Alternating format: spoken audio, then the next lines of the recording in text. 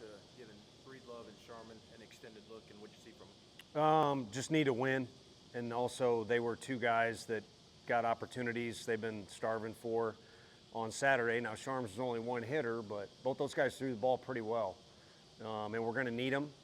So we didn't want to extend them too far, but also the way they were throwing the baseball didn't make a lot of sense to take them out, other than you'd like to use other guys. But it was more important for us to win. I mean, I think there's a sense of urgency based off last weekend, but also just a sense of urgency as we get closer to May. That's when you want to know who your best guys are and where guys need to go. And to be honest with you, I hate to keep harping on it, but just some of those guys with games getting cut short, we just haven't had those two guys in particular get a fair amount of looks when really you guys came to the scrimmages. Those two guys were really good for us all fall and then in January and February. So it was good. The way they threw the ball would have been tough to take it out of their hand. That's just what you got. You don't get to say whether you're out there or not if you're a pitcher. So that's how to handle it. What do you like about the team's approach today after how last weekend went? Just the vibe of determination and focus, but also no one was stressing. So it was a good combination of everything that the day started in here with and then out on the field. And, we got 3 runs. You don't always get run. I mean, people walk Fisher a lot. So maybe he doesn't get a strike and maybe we don't score and it doesn't look like that to you guys, but that was the vibe. And to be frank, what I just told John too, Saturday we got it rammed on us pretty good, but Sunday the guys, it was about as good as you would want it in pregame. And if you remember in the first inning, we have a 1-2-3 inning on defense. We have like 4 really good at-bats, just nothing to show for it in the first inning. But things went awry. In baseball, it's so important, to not be on a roller coaster when things don't go well, just to kind of keep your approach that works. So. How good was it to get Gavin back defensively? Great, just because it opens up that spot that, quite frankly, Levi and Grimmer need to take control of, take ownership of. They're both physical enough to look like a upperclassman or a junior. And by now, again, you'd like to sprinkle in more reps to both those guys, but Levi especially, Grimmer getting there, they've seen it. I mean, especially last year, Grimmer from the dugout's not the same, but he's seen it. So it makes us better defensively. It provides a little more leadership on the field. It's probably easier for Gavin to be in a rhythm of the game that he's used to. Even though he always gives you good at-bats, but I think it gives our offense the best chance to have 9 guys out there that can be productive. With Gavin back in the field, why Dean at third and Bargo back in left? It's a good question because Bargo's really good over there.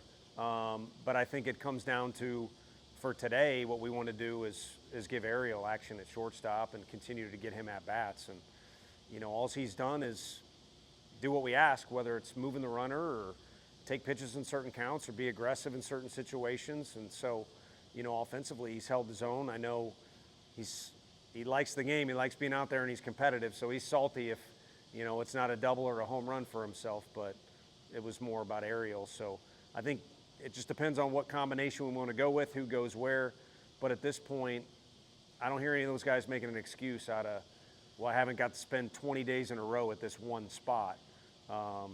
And that's the way it should be, is you should feel comfortable now that you got all those reps. So that's kind of what I think we have as an advantage for our program. What goes into a team being good on the road? I mean, it's a lot of things I imagine, but what are the maybe more important ones you see? I think you got to want to do it, first of all.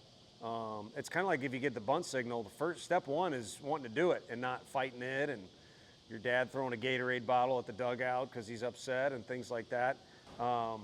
So I was just telling John too, I think this group looks forward to it. I don't know if it's because they like being on the road together or they think, they have confidence, whatever, but I don't know how to coach that, to be honest with you. But each year, especially since we've been getting big crowds here, you're hoping and wishing that it's a team that, kind of has a little bit of like for going on the road, and I think this group has it. So having said that, you're going into a place that's as difficult to win as anywhere in the country, and I don't know a ton about them, but I know they have success in high school recruiting and a lot of portal recruiting, so there'll be talent on the field. What do you know about LSU Same thing. A lot of those kids have had success at other schools, especially the guys on their infield. But Milam's a high school guy, and he had success against us last year. So a lot of guys that have proven they have the ability on the field, and guys who have a history of success. Their pitching staff, there's some new faces there, so we'll get familiar with that. But Coach Johnson's got, his style of baseball, so you got kind of a few stereotypes you could point out about each program, and obviously they're well coached, they've had success.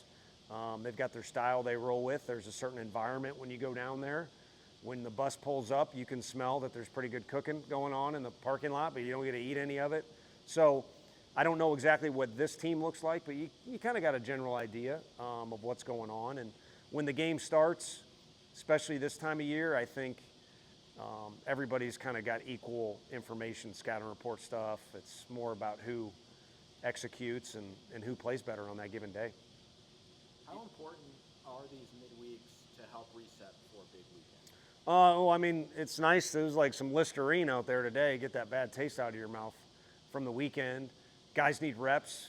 I mean, I think Levi's capable of doing anything, but you kind of need to get in there. And, it can't be your first at bat in a month and you feel incredibly comfortable. But I think, it's got a lot of value on the pitching side of things because you can get some of those guys reps as well. So, yeah, hard to put into words because as soon as that game's over on Sunday, it's kind of like being back in the subdivision. You get your butt kicked. You'd like to play 30 seconds later, like let's run it back. Each season you talk about wanting to be player-led, and it seems like you've had that the last couple of years. Do you feel this team's at that point or getting close? Yeah, I do. I know they had some conversations yesterday. I wasn't invited to those conversations, so I don't think there was any kind of like player-only meeting. I think they just talked before they lifted and tried to get on the same page with some things. And guys need to feel like they can voice their opinion no matter who they are, because again, this deep into the year, Grimmer and Levi, I'll use an example, they're not freshmen anymore. The school year is about over. So however you want to phrase it, I think those guys, not just those two, but other guys need to feel like they've got a stake in this thing, and they should take responsibility for what they're doing, but they should also speak out if they see something else with the group as a whole. But that funnels up to the guys that are the true leaders of the team. If you're going to throw on a captain's jersey for guys like Ensley, and I could name a whole bunch of others. So they need to take responsibility for, what's about to happen. You get towards the end of the year and you back off the reps a little bit in practice and you let those guys run wild.